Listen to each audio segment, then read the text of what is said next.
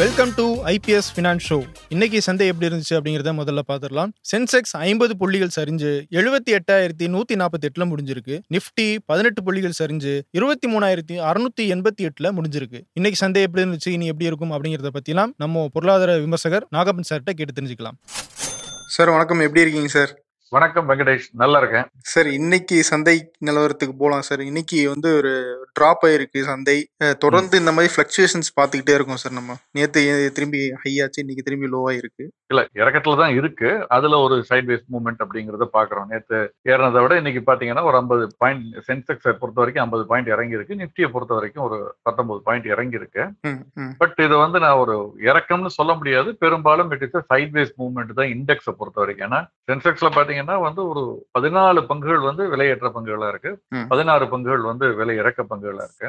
அதே தான் நிப்டிலையும் பாத்தீங்கன்னா 22 அட்வான்ஸ், 28 டிக்ளைன் 50ல. சோ இண்டெக்ஸை பொறுத்த வரைக்கும் பெரிய சேஞ்ச் இருக்கதான் நான் கருதல. பட் பியாண்ட் த இண்டெக்ஸ் அப்படின்னு பாத்தீங்கன்னா அதுல சேஞ்சஸ் இருக்கு. பிராடர் மார்க்கெட்ல பாத்தீங்கன்னா இன்னைக்கு 1386 ஷேர்ஸ் அட்வான்ஸ் ஆயிருக்கு. ஆனால் அதை விட கிட்டத்தட்ட 2 மடங்குன்னு சொல்லலாம். 2586 பங்குகள் இன்னைக்கு டிக்ளைன் ஆயிருக்கு பிஎஸ்சியை பொறுத்த வரைக்கும். என்எஸ்சிலையும் அதே மாதிரி ஒரு ட்ரெண்ட் 952 ஷேர்ஸ் தான் அப் ஆயிருக்கு. 1865 ஷேர்ஸ் டவுன் ஆயிருக்கு. ஸோ பிராடர் மார்க்கெட் டவுன்ங்கிறதையும் அதே மாதிரி 52 வீக் ஹை 54, 52 வீக் லோ 73 என்எஸ்சில அதுவுமே இதா இருக்கு. அப்பர் சர்க்கியூட் லோவர் சர்க்கியூட் 88, 70ன்னு இருக்கு. அதுல பெரிய சேஞ்சஸ் இல்லை. பட் ட்ரெண்ட் லோ அப்படிங்கறத நம்ம இதுல பார்க்க முடிகிறது. Outside the index Nifty சென்செக்ஸை தாண்டி பார்க்கும் பொழுது சென்செக்ஸும் நிப்டியும் சைட்வேஸ் மூவ்மெண்ட்ல இருந்தா கூட பிராடர் மார்க்கெட் கொஞ்சம் டவுன்வர்ட் ட்ரெண்டா தான் இருக்குங்கிறத பார்க்க முடிகிறது. செக்டரல் இதுவும் அதை தான். மிட் கேப் பாத்தீங்கன்னா mid cap Nifty mid cap 50 1% இன்னைக்கு இறங்கி இருக்கு. நிப்டி 50 0.08% தான். பட் நிப்டி நெக்ஸ்ட் 50ங்கிறது 0.8%.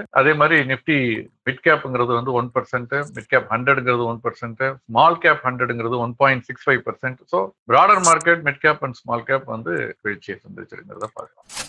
சார் கமாடிட்டிஸ் எப்படி சார் இருந்துச்சு, எப்படி பெர்ஃபார்ம் ஆயிருக்கு சார்? கமாடிட்டிஸை பத்தி பேசுறதுக்கு முன்னால நீங்க கமாடிட்டின்னு சொன்னதுனால மார்க்கெட்டை பொறுத்த வரைக்கும் கமாடிட்டி ரிலேட்டடா ஒரு செக்டார் இன்னைக்கு பாசிட்டிவா பெர்ஃபார்ம் ஆயிருக்கு. நிப்டி ஆயில் அண்ட் கேஸ் அந்த செக்டார் பெர்ஃபார்மன்ஸ் பெட்டரா இருக்கு. க்ரூட் ஆயில் இன்டர்நேஷனல் மார்க்கெட்ல ஏறி இருக்கு. அதை தவிர ஐடி அண்ட் எஃப்எம்சிஜி சின்ன ஏற்றத்துல முடிவடைஞ்சிருக்கு. பட் எம்சிஎக்ஸ் எடுத்துக்கிட்டோம்னா கமாடிட்டிஸ் எல்லாமே இன்னைக்கு பிராடரா பாத்தீங்கன்னா அது up. Gold, silver, crude oil, natural gas, copper எல்லாமே இன்னைக்கு ஏறி இருக்கிறத பார்க்க முடிகிறது. குறிப்பாக வெள்ளி ஓரளவுக்கு டெசிசிவா புல்லிஷ் மார்க்கெட்டை நோக்கி 90,000 தாண்டிடுச்சு. 91,280 அப்படிங்கிற அளவுல இருக்கு. பியூர் சில்வர் ஒரு கிலோ மார்ச் 5ஆம் தேதி முதல்வடையக்கூடிய முன்பேர வணிகம். இது ஸ்பாட் மார்க்கெட் கிடையாது, அதை புரிஞ்சுக்கணும். ஸ்பாட் மார்க்கெட்ல இதை விட கொஞ்சம் அதிகமா இருக்கும். கோல்டு 77,600 அகைன் அதுவுமே அந்த ஒரு புல்லிஷ் ட்ரெண்ட் இருக்கு. பிப்ரவரி மாத ஒப்பந்தம். க்ரூட் 6,451 6000 தாண்டினாலே ஒரு புல்லிஷ் ட்ரெண்ட் தான் நான் சொல்லுவேன். அது 6,451 இருக்கு. ஏன்னா இன்டர்நேஷனல் மார்க்கெட்ல பாத்தீங்கன்னா க்ரூட் 72ங்கிற ரெசிஸ்டன்ஸை தாண்டி இப்ப 76 நோக்கி போய்கிட்டு இருக்கு. 76 அமெரிக்க டாலர்களை நோக்கி. இன்னைக்கு பாத்தீங்கன்னா 74.35 அமெரிக்க டாலர்கள் க்ரூடு. WTI பிரெண்ட் 77 கிட்ட இருக்கு. சோ அதனுடைய ஒரு தாக்கம் இங்க பார்க்க முடிகிறது.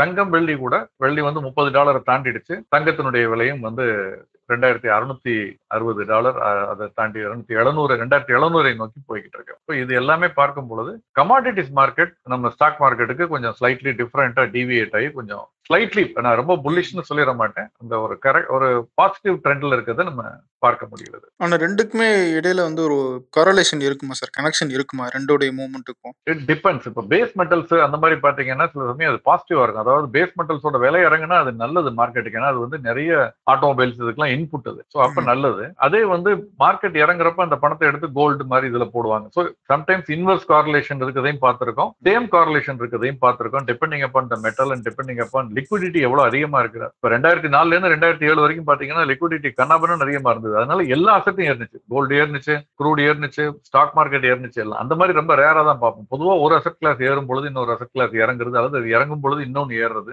அப்படிங்கறத தான் பார்த்திருக்கோம். இப்ப அந்த ட்ரெண்ட் கிளியரா இன்னும் எமர்ஜ் ஆகல. இன்னைக்கு ஒரு சின்ன ஒரு சேஞ்ச் அப்படிதான் பார்க்க முடிகிறது.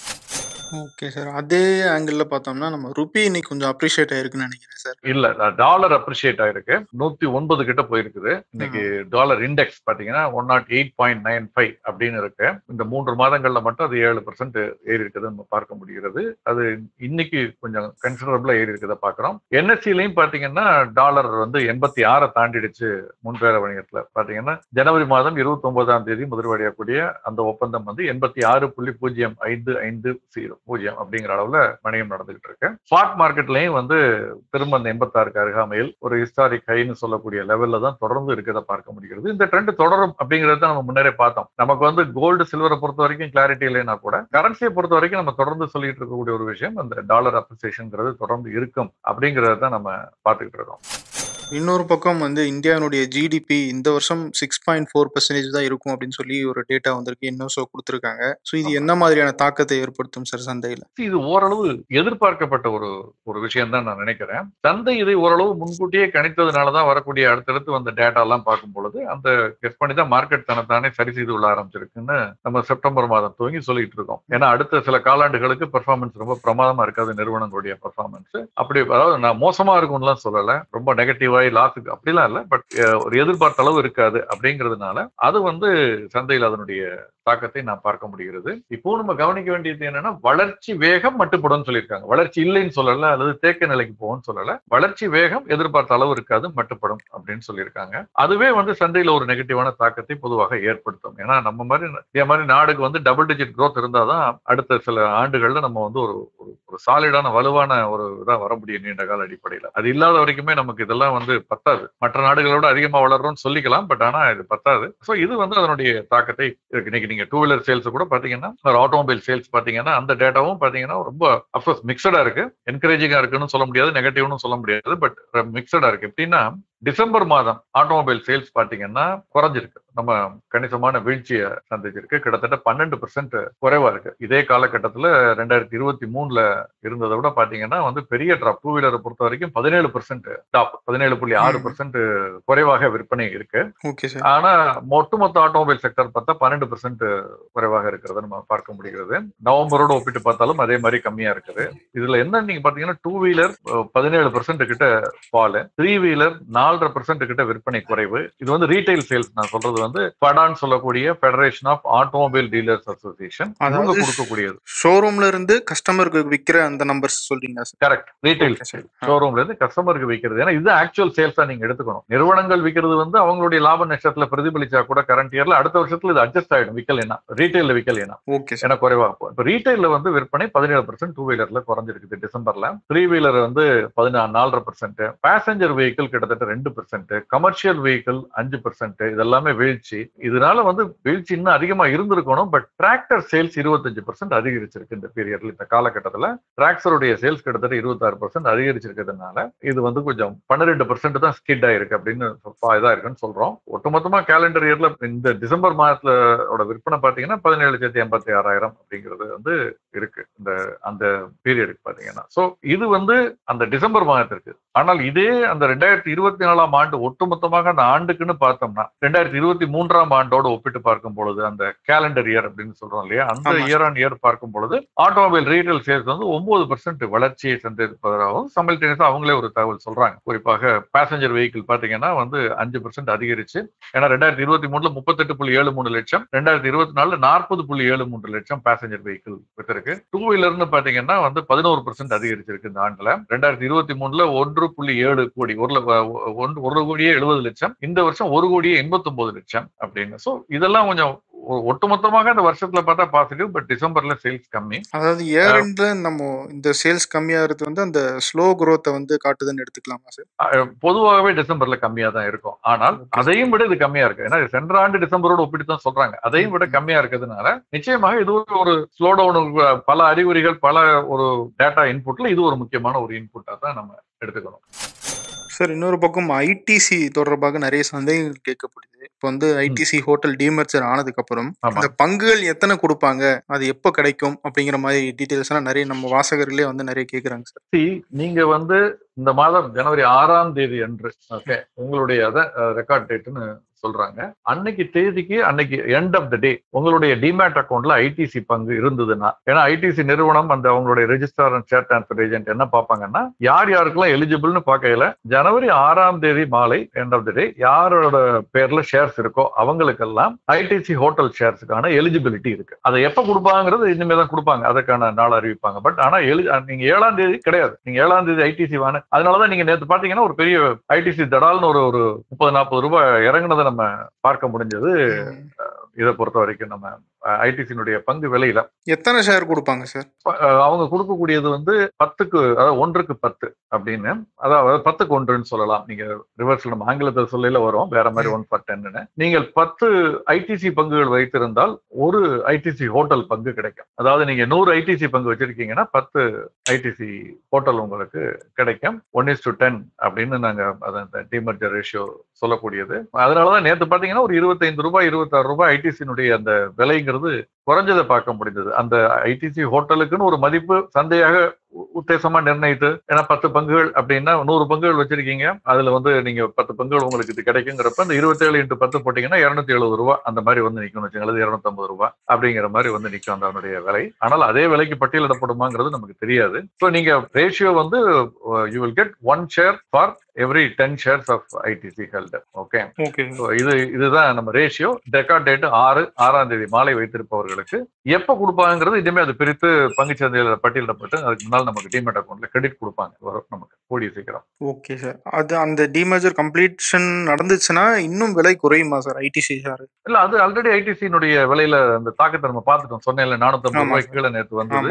அந்த 575 80ன்னு இருந்தது, 545 550ன்னு வந்தது. அந்த 25 ரூபாயிலிருந்து 30 ரூபாய் வித்தியாசம்ங்கிறது அந்த ஐடிசி ஹோட்டலுக்கு அளித்திருக்கும் 10ல் ஒரு பங்குக்கு அளித்திருக்கக்கூடிய மதிப்பு. சோ நீங்க 10 பங்குன்னு அதை 10 மடங்கா பெருக்கும் பொழுது ஒரு பங்கினுடைய விலை ஐடிசி ஹோட்டல் 250 இருந்து 275 ரூபாய் இருக்கலாம்னு சந்தை கணக்கிட்டு இருக்கு இன்னைக்கு தேதிக்கு. அது நாளை மாறலாம், நாளை மறுநாள் மாறலாம், எப்படி இருக்குன்னு சொல்ல முடியாது. இது ஒரு பக்கம். இதுல ஒரே ஒரு எஃபெக்ட் என்ன இருக்கும் அப்படின்னு பாத்தீங்கன்னா, sum of parts valuation almost same, ஒன்னும் பெரிய சேஞ்ச் இருக்காது. பட் ஐடிசி ஹோட்டலுக்கு ஒரு சின்ன பிரீமியம் கிடைக்க வாய்ப்பு இருக்கு. என்னன்னா, இஎஸ்ஜி ஃபண்ட்ஸ் எல்லாம் நிறைய இருக்கு, எத்திக்கல் ஃபண்ட்ஸ். அவங்க வந்து அந்த ஷரியா கம்ப்ளைண்ட் ஃபண்ட்ஸ்னு சில ஃபண்ட்ஸ் இருக்கு. அவங்க வந்து பேங்க் வங்கித்துறையில இன்வெஸ்ட் பண்ண மாட்டாங்க. சில பேர் வந்து லிக்கர் அந்த மாதிரியான கம்பெனியில இன்வெஸ்ட் பண்ண மாட்டாங்க. அந்த மாதிரி சில ஃபண்ட்ஸ் வந்து இந்த சிகரெட் மேனுஃபேக்சரிங், ஏன்னா கேன்சர் காசிங்கிறதுனால அதுல இன்வெஸ்ட் பண்ண மாட்டாங்க. அந்த மாதிரி நிறுவனங்கள் ஐடிசியை புறக்கணித்து வந்திருந்தால் கூட இப்ப ஐடிசி ஹோட்டல்ல முதலீடு செய்வதற்கான வாய்ப்பு இருக்கு. அதனால ஐடிசி ஹோட்டலுடைய பங்குல ஒரு சின்ன இது வரலாம். பட் அதே சமயத்துல அது கணிசமாக அதிகரிப்பதற்கான வாய்ப்புகளும் குறைவாக இருக்கலாம். என்ன காரணம்னா,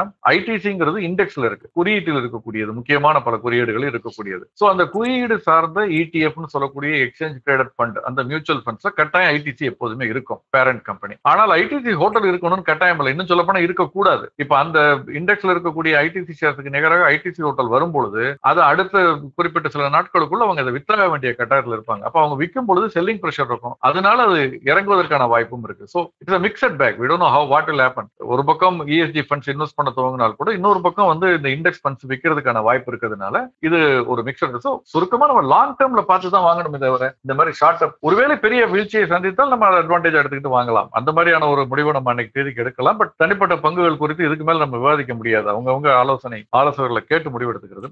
ஓகே, இன்னும் ஒரே ஒரு டவுட் இதுல. இப்போ வந்து ஐடிசி பிசினஸ் வந்து 2 இதா பிரிச்சு பண்றாங்க சார், இண்டெக்ஸ் பண்ணிருக்காங்க. அப்படி இருக்கும்போது இதனுடைய பிசினஸ்னுடைய ஃபண்டமெண்டல் வந்து பாதிக்கப்படுமா? ஏன்னா 2ஆ பிரிஞ்சிருச்சு அப்படிங்கிற ஒரு டவுட் எழுப்பப்படுது. இல்ல, இது வந்து பிராண்ட் வந்து மாற போறது கிடையாது, அதே பிராண்ட் தான். பட் ஒன்னே என்னன்னா வந்து ரெண்டுக்கும் சினர்ஜி ஏதாவது இருந்தா அது பாதிக்கப்படலாம். பட் இங்க ரெண்டுக்கும் சினர்ஜி இல்ல. ஹோட்டல் இண்டஸ்ட்ரி வேற, சிகரெட் வேற. இன்னும் சொல்ல போனா சிகரெட்டுக்குள்ள வேற சில அந்த ஐடிசிக்குள்ள இன்னும் 2 கம்பெனி இருக்கு. FMCG கம்பெனி இருக்குது, அது மேஜர் ப்ராடக்ட் இது. ரெண்டாவது paper product, boards, paper and board, அது இருக்குது. சோ இதெல்லாம் இருக்குது. ஃபுட், ஆயில், சில இந்த இதெல்லாம் இருக்குல்ல, ஆட்டா மாதிரி, அதெல்லாம். சோ FMCGயும் இருக்குது, பேப்பர் போர்டு இருக்குது, சிகரெட் இருக்குது. இந்த மாதிரி இது வந்து ஒரு மல்டி ப்ராடக்ட் கம்பெனினா அது கூட பின்னால ஹைவ் ஆஃப் பண்ணுவாங்களா என்னங்கிறத நம்ம பொறுத்திருந்து பார்க்கணும். பட் அதனால பெரிய அளவுல வந்து சினர்ஜி ரெண்டுக்கு இல்ல. இன்ஃபேக்ட் இது எப்பயோ பண்ணிருக்கணும் அவங்க. அது ரெண்டுக்குமே எந்த விதத்திலையும் கார்லேஷன் இல்லாத ஒரு நிறுவனங்கள். ஸோ பெரிய பாதிப்பு எதுவும் இருக்காதுன்னு தான் நான் நினைக்கிறேன். ஓகே சார், நீங்க பல விஷயங்களை சூப்பரா எக்ஸ்பிளைன் பண்ணிருக்கீங்க சார். நாளைக்கு நிகழ்ச்சியில மீண்டும் சந்திப்போம் சார். மீண்டும் சந்திப்போம். நன்றி சார். நன்றி. மேலும் நாணயம் விகடன் யூடியூப் சேனல்ல வரப்போற பிசினஸ் மற்றும் பினான்ஸ் சம்பந்தமான வீடியோக்களை உடனே பார்க்க இந்த வீடியோ கீழே உள்ள சப்ஸ்கிரைப் பட்டனை கிளிக் பண்ணுங்க. அண்ட் மறக்காம அந்த பெல் ஐக்கனையும் கிளிக் பண்ணிடுங்க.